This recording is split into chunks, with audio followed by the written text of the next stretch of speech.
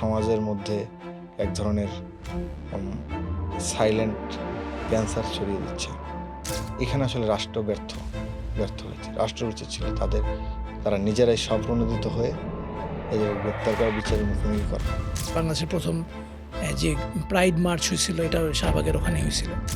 ছাগল চড়াতে গেছে, গরু চড়াতে গেছে, যে কৃষকটা সীমান্তবর্তী জমি যার কাজ করতে গেছে তাকে ধরে নিয়ে গেছে। আরও নিম্ন মধ্যবিত্ত পরিবারের সন্তান যেভাবে মানে বিশেষায়ন করি না কেন, তাদের জন্য আসলে রাজনীতির পথটা আসলে অনেক কঠিন, অনেক জটিল, অনেক দ্রুত।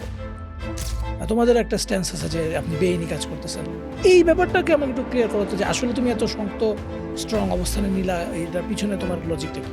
মানবজাতির সূচনার মধ্যেই কিন্তু রাজনীতিটা লুকিয়ে আছে। তুমি তো ক্ষমতার রাজনীতি করছো, তুমি নির্বাচন করছো, তুমি মানুষের কাছে ভোট চাইছো, ভোট নিচ্ছ, তুমি একটা পাওয়ার হোল্ড করো না?